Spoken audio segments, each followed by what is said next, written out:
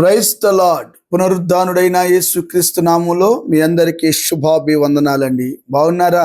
యేసయ్య మీ అందరినీ ఆశీర్వదించును గాక.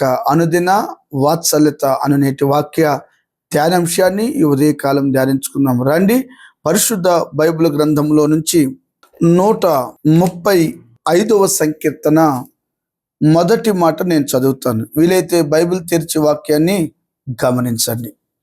యెహోవాను స్తుతించుడి, యెహోవా నామమును స్తుతించుడి, యేసయ్యకి మహిమ కలుగును గాక.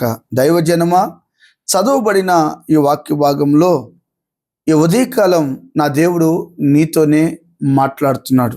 అన్నట్టు ఈరోజు ఆదివారం కదా, మీ కుటుంబాలతో త్వరగా లేచి మీ పనులను చక్కబెట్టుకొని సమయానికి దేవుని మందిరానికి వెళ్ళాలని ప్రేమతో నేను మీకు తెలియపరుస్తున్నాను. చాలా మంది భక్తి తక్కువైపోయింది, ప్రార్థనకి వెళ్ళడం మానేశారు. ఒక కాలం రాబోతుంది, వాక్యం దొరకని కాలం రాబోతుంది, మందిరాలలో ఉండలేని పరిస్థితులు రాబోతున్నాయి. అలాంటి పరిస్థితులు రాకమునిపే నీకిచ్చిన ఈ గొప్ప అవకాశాన్ని సద్వినియోగపరచుకోవాలని ప్రేమతో తెలియపరుస్తున్నాను. బిడ్లారా, గమనించండి. దేవుడు మీకు అప్పగించిన పరిచర్యలో నమ్మకస్తులుగా ఉంటున్నారా? దానియేలు నమ్మకస్తుడు, ఉన్నత శిఖరాలను దేవుడు ఎక్కించాడు. ఈ రోజున చాలా మంది నమ్మకస్తులుగా లేరు, అప్పగించిన పరిచర్యలో నమ్మకంగా లేరు, దేవుని మందిరానికి వెళ్లే విషయంలో నమ్మకంగా లేరు. ఏవండి, ప్రార్థన విషయాల్లో నమ్మకంగా లేరు, భక్తి విషయాల్లో నమ్మకంగా లేరు. కనుక దండం పెట్టి బ్రతిమలాడుతున్నాను, మీరు దేవుని యందు భయభక్తులు కలిగిన వారు గనుక సమయానికి లేచి 5 నిమిషాల ముందే దేవుని మందిరానికి వెళ్తే ఎంత ఆశీర్వాదం. ఒక్క దినము గడుపుటండి 1000 దినముల కంటే శ్రేష్టత. దేవునికి స్తోత్రము కలుగునుగాక. ఈ చదవబడిన ఈ వాక్య భాగంలో ఏమండి, కీర్తనకారుడైన దావీదు అన్నాడు, దేవుణ్ణి స్తుతించాలి, ఆయన నామాన్ని ఘనపరచాలి, ఆయన నామాన్ని హెచ్చించాలి. ఇంతకీ దావీదు ఎందుకు దేవుణ్ణి స్తుతించాలని చెప్పాడు? దేవుని ఉద్దేశం కూడా అదే. ఈ రోజున ప్రతి విషయంలో కృతజ్ఞతాస్తుతి దేవునికి చెప్పాలి. బ్రతికించినందుకు స్తోత్రం చెప్పాలి, లేచిన వెంటనే స్తోత్రం చెప్పాలి, వస్తువు కొన్నప్పుడు స్తోత్రం చెప్పాలి, వస్తువు పోయినప్పుడు స్తోత్రం చెప్పాలి. నష్టమైన, లాభమైన, శ్రమైన, బాధైన, హింసైన, వేదనైన, దుఃఖమైన, సంతోషమైన, ఏవండి ఎటువంటి పరిస్థితుల్లోనైనా నువ్వు ప్రభుని స్తుతించాలని ప్రభు పేరిట ప్రేమతో తెలియపరుస్తున్నాను. చాలా మంది మందిరంలో కూర్చుంటారు, ఆమేన్ అని చెప్పలేరు. స్తుతి చెప్పండి బాబు అన్నప్పుడు చెప్పలేరు. హల్లెలూయా అంటాం, చెప్పలేరు. నీ నోరు నీకు తెలియకోకుండానే స్తుతి చెల్లించట్లేదు కనుక సాతానుగాడు నీ నోరును మూసేసాడేమో. యేసు నామములో వాడు బంధకాలన్నీ తెంచబడును గాక. దేవుని బిడ్లారా, నీ నోట్లో స్తుతి ఉండగలిగితే నీ స్థితిగతులను మార్చగలిగిన దేవుడు. నీ నోట్లో స్తోత్రం ఉండగలిగితే, నీ నోట్లో స్తుతి, స్తోత్రం, ప్రార్థన ఉండగలిగితే పరిస్థితులను, స్థితిగతులను మార్చగలిగిన దేవుడు. ఎరుకో గోడలు అడ్డుగా నిలబడితే స్తుతి స్తోత్రాలు చెబుతూ ఉండగానే ఏవండి కుప్ప కూలిపోయాయి. నేను ఇజ్రాయెల్ దేశం వెళ్ళినప్పుడు నేటికి ఆ కూలిపోయిన రాళ్ళు, ఆ ప్రాంతం నేను చూశానండి. ఇది అద్భుతం.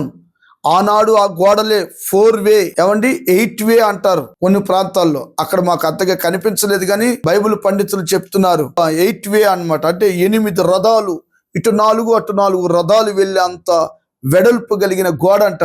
కుప్పకూలిపోయింది స్తుతిలో ఉన్న శక్తి.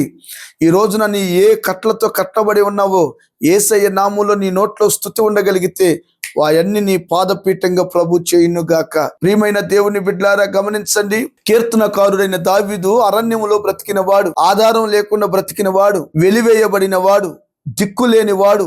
ఇలాంటి వ్యక్తి ఇశ్రాయేలు ప్రజకు రాజు ఎలా మారాడు? రాజు అవటమే కాదండి బాబు, మూల పురుషుడైన దావీదు గురించి నేను ధారాళముగా మాట్లాడవచ్చును అంటాడు. ఎందుకు దావీదు మూల పురుషుడయ్యాడు? ఎందుకు దావీదు ఇశ్రాయేలుల ప్రజలకు రాజుగా 40 సంవత్సరాలు పరిపాలన చేయగలిగాడు? ఏమన్నా థియాలజీ, పియాలజీ చదివాడా? లేకపోతే ఆయన ఏమన్నా బాగా చదవరా? ఎంటెక్లు, బీటెక్లు, పిహెచ్డీలు చదివిన వ్యక్తి కాదే. గొర్రెల కాపరి, ఆధారం లేని వ్యక్తి. నువ్వు ఒంటరిగా ఉన్నా, బలహీనుడిగా ఉన్నా, వేరే ప్రాంతంలో ఉన్నా, అందరూ నిన్ను వెలివేసినా నీ నోట్లో స్తుతి ఉండగలిగితే, నువ్వు నీ దేవుని నామాన్ని ఘనపరచగలిగితే, ఆరాధించగలిగితే నిశ్చయముగా నీ తల, నా తల, నా దేవుడు పైకెత్తబోతున్నాడు. యేసయ్యకి మహిమ కలుగునుగాక. స్తుతి చెప్పని వారి జీవితంలో కార్యాలు జరగవు. స్కూల్కి వెళుతున్నావు, చదువుకోవట్లేదు, ప్రయోజనం లేదుగా.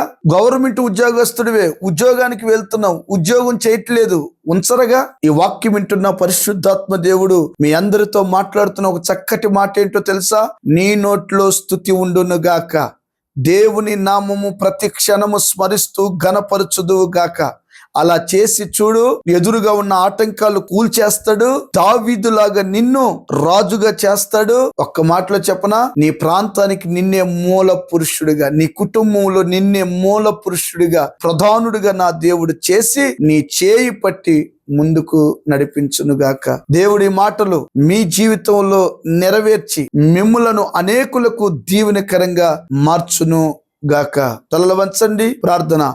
ప్రేమ కలిగిన మహాపరిశుద్ధుడైన తండ్రి, యెహోవాను స్తుతించే అనుభూతి, యెహోవా నామము యేసు నామమును స్మరించే ఆ అనుభూతి మాకు దయచేసి దావీదు లాంటి గొప్ప కార్యాలు, మా ఎదురుగా నిలబడిన శోధన కోటలు కూల్చివేసి నిత్యము నీ మహిమ కలిగిన రాకడలో మేము ఎత్తబడినట్లుగా అలాంటి స్తుతి మా నాట ఉంచి నడిపించమని యేసు నామమున అడిగి పొందియున్నాము తండ్రి. ఆమెన్. Thank you.